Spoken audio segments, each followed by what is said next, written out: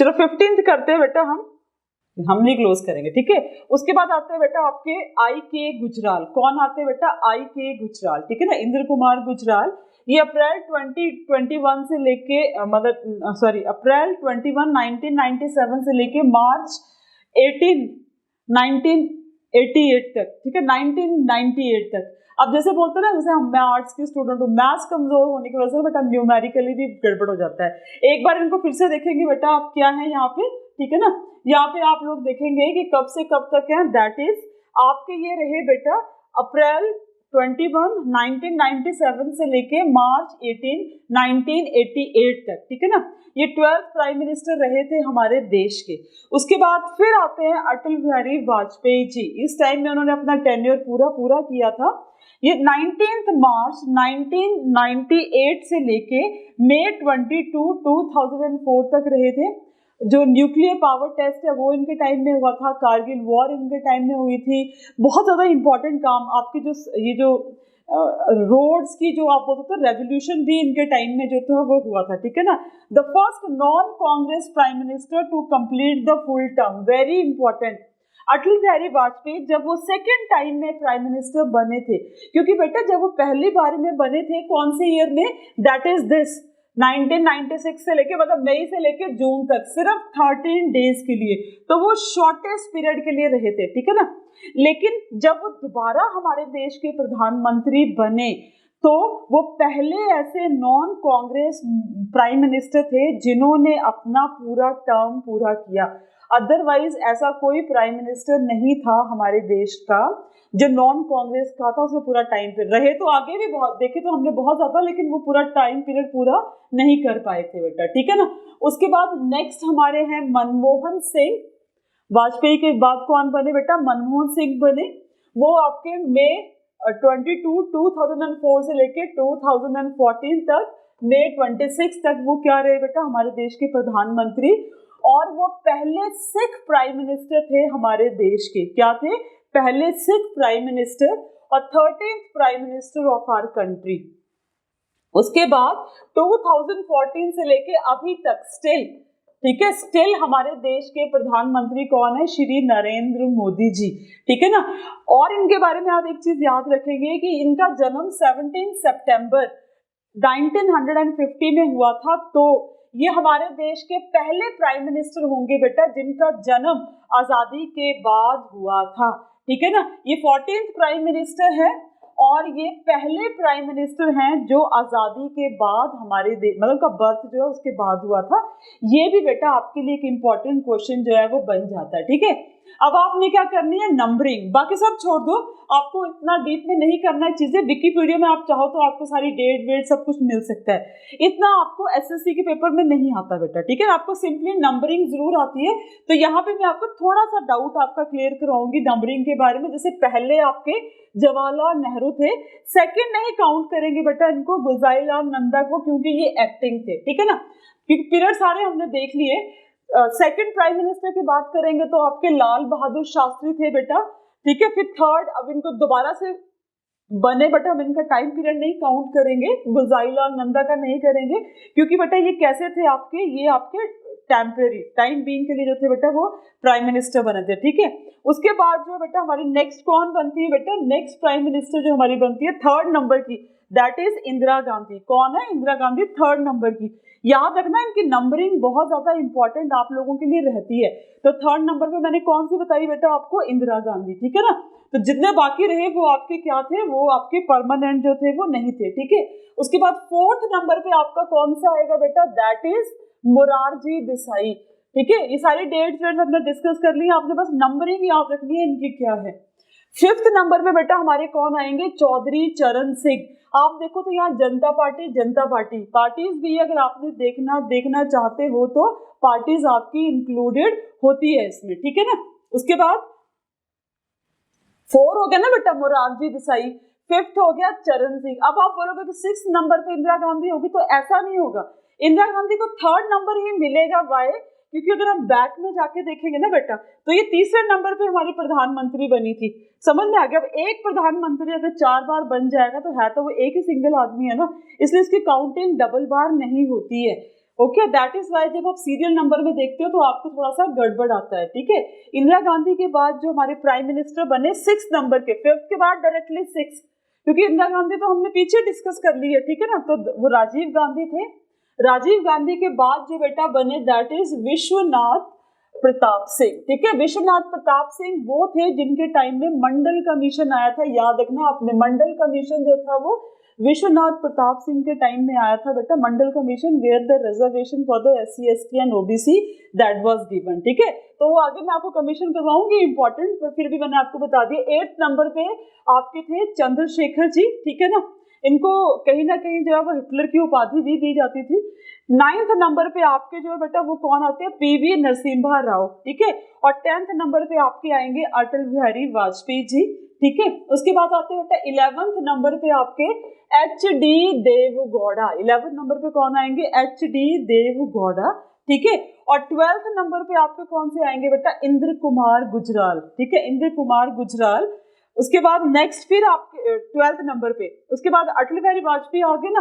आप बोलोगे कि मैम ये तो 10th नंबर पे है, क्या बोलोगे मैम ये 10th नंबर पे। 10th पे इसलिए है ना बेटा क्योंकि यहाँ पे 10th है, समझ में आ गया। 2 बार बनेंगे तो उनकी नंबरिंग 2 बार थोड़ी काउंट रहेगी, तो यहाँ पे वो क्या रहेगा बेटा, हमारे 10th नंबर के ही रहेंगे, समझ में आ गया, ठीक है। उसके बाद नेक्स्ट आ जाते हैं आपके, क्योंकि हमने 12 पे छोड़ा था, तो 13 नंबर के आपके मनमोहन सिंह, और 14th नंबर के आपके हो जाएंगे नरेंद्र मोदी जी। अब नरेंद्र मोदी जी जो है वो इनका सेकंड टर्म चल रहा है, तो इसका मतलब ये थोड़ी है कि 14th नंबर के नरेंद्र मोदी, 15th नंबर के भी नरेंद्र मोदी, ऐसा नहीं होगा, ठीक है। तो ये 14th ही काउंट होगा। ये बहुत इंपॉर्टेंट क्वेश्चन है और बहुत बार बेटा आपको एग्जाम में ना ये क्वेश्चन पूछा जाता है। नंबरिंग जो है आपने, जैसे मैंने आपको करवाई है, ये तो सब आपने पीछे कर लिया आप लोगों ने, ठीक है। तो आपने जो है वो याद रखनी है। अब मैं आपको थोड़े से क्वेश्चंस बताऊंगी, वैसे तो बहुत सारे क्वेश्चंस बनते हैं, नियरली 50-60 क्वेश्चंस है। आप YouTube पे देख सकते हो बेटा, YouTube पे वो मैंने डिस्कस कर रखे हैं प्राइम मिनिस्टर से रिलेटेड क्वेश्चंस, बट यहाँ पे जनरल से आपके साथ मैं डिस्कस करूंगी important question asked in the different competitive exam. मतलब एग्जाम्पल है आपको कि ऐसे ऐसे क्वेश्चंस आते हैं, सारे करने लगेंगे तो 3 घंटे की वीडियो बेटा प्राइम मिनिस्टर की बन जाएगी, क्वेश्चन को डिस्कस करेंगे, समझ में आ गया। तो हमने डिस्कस करना है ये आपके इंपॉर्टेंट क्वेश्चन जो है वो कौन कौन से, चलो उनको देखते हैं बेटा कैसे कैसे क्वेश्चंस आपको पूछे जाते हैं, ठीक है बेटा। तो चलो स्टार्ट करते हैं कि कैसे कैसे क्वेश्चंस ना बेटा आपको पूछे जाते हैं, है ना। अब एक बार ये सेव करने को बोल रहा है, हमारे टेक्निकल गुरु चले जाते हैं और हमें काम दे जाते हैं, है ना, कि मैम आप कर लेना। तो एक बार इसको सेव कर लेते हैं, फिर आगे देखते हैं कि क्वेश्चन जो है बेटा आपको कौन कौन से इंपॉर्टेंट यहाँ पे बनते हैं, ठीक है। कैसे क्वेश्चंस है बेटा जो आपके बहुत ज्यादा इंपॉर्टेंट बनते हैं। ओके, हो गया सेव। चलो यहाँ पे देखते हैं बेटा, इस तरह के क्वेश्चंस आपको ना एग्जामिनेशन में पूछे जाते हैं। यहाँ पे मैंने कुछ लिस्ट, थोड़े से क्वेश्चंस की लिस्ट डाली, ज्यादा की नहीं है। यूट्यूब पे किसी मैराथन में हमने डिस्कस कर रखे हैं, वहां पे भी सारे क्वेश्चन नहीं डिस्कस हुए हैं। आपको वैसे डिस्कस करने होंगे, आप बात कर सकते हैं बेटा, हम डिस्कस करेंगे और आपको कहीं पे भी मिल सकते हैं। अगर आपको फैक्ट्स पता है तो क्वेश्चन आपके लिए कोई बड़ी बात कभी हो ही नहीं सकती है उत्तर, ठीक है।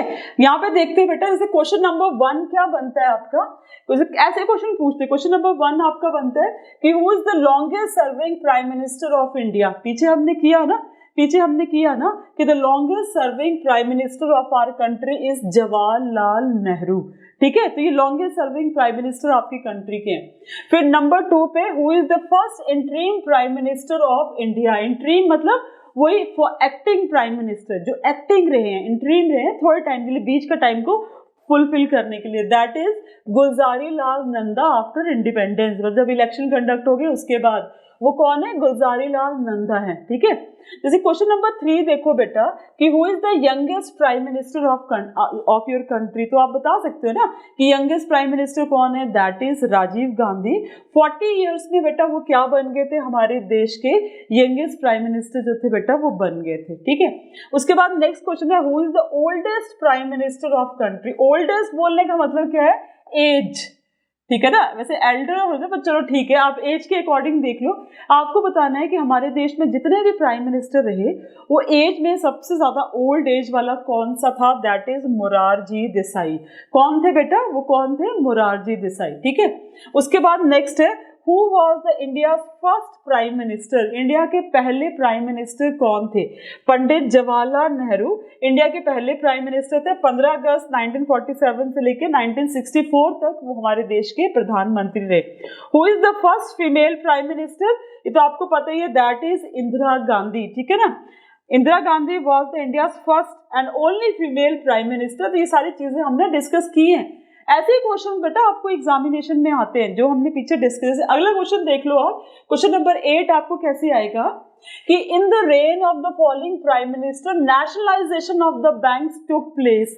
नेशनलाइजेशन मतलब बैंक्स जो थे वो directly under the union government आ गए थे, ठीक है ना। यूनियन गवर्नमेंट मतलब जो आपकी आरबीआई थी बेटा, वो सारे बैंक्स की वर्किंग को देखती थी। सारे बैंक्स की वर्किंग को कौन देखती थी बेटा? आरबीआई देखती थी। तो नेशनलाइजेशन ऑफ बैंक किसके टाइम में हुआ था? बड़ा इंपॉर्टेंट क्वेश्चन है। 14 बैंक्स को नेशनलाइज किया गया था under the time of Indira Gandhi. Indira Gandhi के टाइम में एक बहुत इंपॉर्टेंट चीज और भी हुई थी बेटा। इंदिरा गांधी के टाइम में ही एक बहुत इंपॉर्टेंट चीज हुई थी, दैट वाज ग्रीन रेवोल्यूशन। क्या था बेटा? Green revolution. क्या था पुत्र? ग्रीन रेवोल्यूशन, ठीक है ना। वो भी एमएस स्वामीनाथन, जिसको कि ग्रीन रेवोल्यूशन का फादर बोला जाता है, वो भी इंदिरा गांधी के टाइम में हुआ था। जैसे क्वेश्चन नंबर 9 देखते हैं बेटा। क्वेश्चन नंबर 9 क्या है बच्चे? इसको देखते हैं। क्वेश्चन नंबर 9 है, who is called the father of the economic reforms in India? तो इकोनॉमिक रिफॉर्म्स मैंने अभी आपको इकोनॉमिक लिबरलाइजेशन, ग्लोबलाइजेशन के फादर कौन थे? वो थे हमारे नरसिम्हा राव। फाइनेंस मिनिस्टर थे हमारे मनमोहन सिंह। मनमोहन सिंह के बारे में भी ना एक क्वेश्चन शायद आगे होगा आपको। ओके, हाँ आगे है, चलो मैं आगे डिस्कस करती हूँ आपसे। यहाँ देखना बेटा next, which of the following prime minister of India never attended parliament? ऐसा कौन सा हमारा प्राइम मिनिस्टर है जिसने कभी भी पार्लियामेंट अटेंड नहीं करी? तो वो कौन थे बेटा? चौधरी चरण सिंह। कौन थे? चौधरी चरण सिंह, ठीक है। उसके बाद नेक्स्ट क्वेश्चन है, first Sikh prime minister of our country. क्या क्वेश्चन है बेटा? First Sikh prime minister of our country. समझ में आ गया, ठीक है। ओके, मिनिमाइज नहीं हो रहा, इसको मैं बोल रही मिनिमाइज हो भाई मेरे। गॉट इट, ठीक है। चलो यहाँ पे देखते हैं बेटा, फर्स्ट सिख प्राइम मिनिस्टर, आपको पता ही है डॉक्टर मनमोहन सिंह जो थे वो पहले सिख प्राइम मिनिस्टर थे। लेकिन इससे भी इम्पोर्टेंट ना एक क्वेश्चन आता है कि ये जो आपके मनमोहन सिंह थे ना बेटा, he is the only PM of the country. ये ओनली प्राइम मिनिस्टर थे हमारे देश के जो आरबीआई के गवर्नर भी रहे थे। तो इंटेलिजेंट तो था बंदा, हाँ चुप रहता था वो एक अलग बात है, बट इंटेलिजेंट था, ठीक है। तो मनमोहन सिंह एक अकेले ऐसे प्राइम मिनिस्टर थे जो आरबीआई के क्या रहे थे बेटा? गवर्नर भी रहे थे। समझ में आ गया बच्चे, ठीक है ना। चलो अगला क्वेश्चन देखते हैं यहाँ पे। ओके, यहां तक आपके इंपॉर्टेंट प्राइम मिनिस्टर्स के जो टॉपिक है बेटा वो हमने डिस्कस कर लिया। क्या कर लिया? इंपॉर्टेंट प्राइम मिनिस्टर वाला टॉपिक जो है ना बेटा वो हमने डिस्कस किया, उनके क्वेश्चन आंसर्स को हमने डिस्कस किया, सारी चीजों को हमने जो है यहाँ पे देखा, ठीक है। समझ में आ गया। ऐसे ही क्वेश्चन जो है ना बेटा आपको कहाँ पे आते हैं? आपके एग्जामिनेशन में जो है वो पूछे जाते हैं। इन्हीं में से आपको क्वेश्चन जो है ना वो कवर हो सकते हैं। कल की क्लास में हम क्या करेंगे? अगले टॉपिक में हम क्या करेंगे? प्रेसिडेंट ऑफ इंडिया, ठीक है। इंडियन प्रेसिडेंट, उनके बारे में, उनका जितना भी टाइम पीरियड है, उनके वर्क क्या है, उनका सीक्वेंस क्या है, इन सब सारी चीज़ों को हम अगली क्लास में जो है ना बेटा, मतलब अगले लेक्चर में जो वो देखने जा रहे हैं। आपने बस कनेक्टिविटी बना के रखनी है बेटा, ठीक है ना। हाँ नो डाउट कि थोड़ा मुश्किल ज़रूर होता है कनेक्टिविटी बना के रखना। एक बात मेरी और समझ के रखना बेटा, आपको एमसीक्यूज़ को लगाना, एमसीक्यूज़ को करना बहुत ज़्यादा इम्पॉर्टेंट है।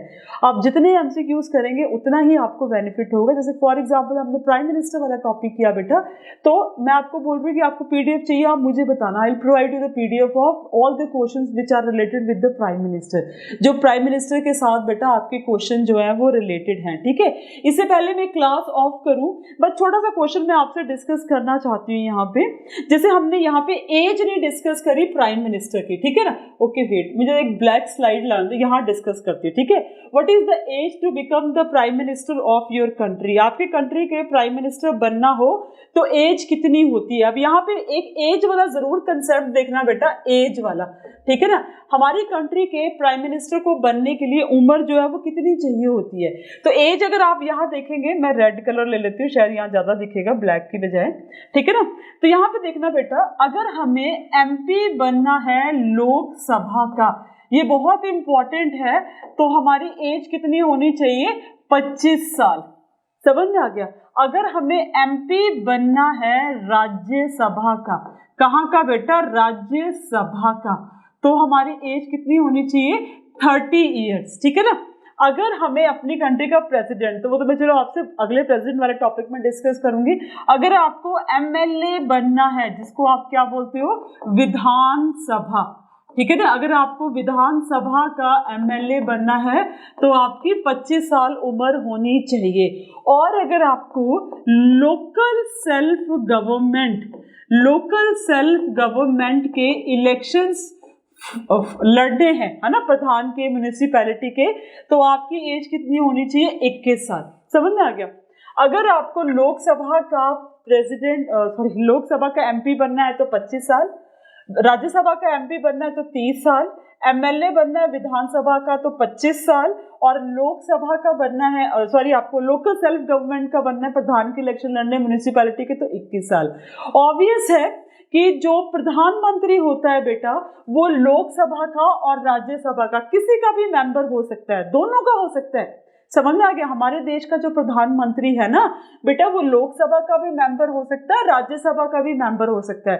तो हमें सबसे पहले मिनिमम देखना है यहाँ पे, तो 25 साल। अगर वो लोकसभा का मेंबर है तो 25 साल। तो हमारे देश के प्रधानमंत्री बनने के लिए कितनी उम्र चाहिए होती है? 25 साल चाहिए होती है, क्योंकि वो MP है लोकसभा का, राज्यसभा का भी हो सकता है, बट ये दूसरी कंडीशन है। लोकसभा का तो 25 है ना, तो 25 साल का वो होना ही चाहिए, क्योंकि उन्हीं MP में से हम लीडर चुनते हैं, किसका? रूलिंग पार्टी का, जो अपना कॉन्फिडेंस बताती है लोकसभा में, फिर काउंसिल ऑफ मिनिस्टर्स बनाती है, और उससे फिर हमारे देश का क्या बनता है बेटा? प्रधानमंत्री बनता है, ठीक है ना। यहाँ पे एक छोटी सी बात आपको और बताऊंगी, फिर हम क्लास लीव करेंगे। हमारे देश का वो प्रधानमंत्री जो लोकसभा का नहीं था बट राज्यसभा से एंट्री लेके आया था, समझ में आ गया? हमारे देश का वो प्रधानमंत्री जो लोकसभा का मेंबर नहीं था बट राज्यसभा से एंट्री लेके आया था, मतलब राज्यसभा से एंट्री लेके आया था, वो थी Indira Gandhi. Indira Gandhi was the first prime minister of our country जो लोकसभा की मेंबर नहीं थी, डायरेक्टली वो कहाँ से आई थी? राज्यसभा की। बट फिर भी प्रधानमंत्री बनने के लिए जो उम्र होती है बेटा, वो कितनी होती है? 25 साल होती है। और हमारे देश के प्राइम मिनिस्टर को, और prime minister is appointed, elected तो MP है ना, ये चीज को भी समझना, ठीक है ना। प्राइम मिनिस्टर इलेक्टेड नहीं होता, वैसे तो इलेक्टेड होता है, पर आप बोलोगे क्या बोल रहे हो मैम? जो मतलब मान लो हमारा जो PM है, ठीक है ना, वो PM बनने से पहले क्या था? MP। क्या था बेटा? MP था। तो MP जो है वो क्या होगा? इलेक्टेड होगा। MP जो होगा वो क्या होगा? इलेक्टेड होगा। बट बाद में आपका प्रेसिडेंट इसको बोलता है कि आओ अपनी पार्टी का जो लीडर है वो सामने आएगा, आप अपना कॉन्फिडेंस प्रूव करो, मेजॉरिटी प्रूव करो और देश में सरकार बनाओ। उसके बाद प्रेसिडेंट उसको अपॉइंट करता है, शपथ दिलाता है, जो लीडर होता है रूलिंग पार्टी का। समझ में आ गया? तो prime minister is appointed, MP is elected. थोड़ी सी बात समझ में आ गई? तो वो क्या रहता है बेटा? वो अपॉइंटेड होता है, बट उससे पहले उसको इलेक्ट होना होता है एज MP ऑफ लोकसभा और MP ऑफ राज्यसभा, दोनों में से कुछ भी हो सकता है, ठीक है। फिर उसकी अपनी काउंसिल ऑफ मिनिस्टर, ये सारी चीजें मैं आपको बाद में बताऊंगी। इतना आपको थोड़ा सा प्राइम मिनिस्टर से रिलेटेड इन्फॉर्मेशन बेटा मैंने दे दी। अगले वीडियो में मैंने आपको बता दिया कि हम क्या डिस्कस करने वाले बेटा, हम डिस्कस करेंगे प्रेसिडेंट्स ऑफ आवर कंट्री, उनके वर्क, उनका टाइम पीरियड, सब कुछ। तब तक जय हिंद, take care all of you बेटा।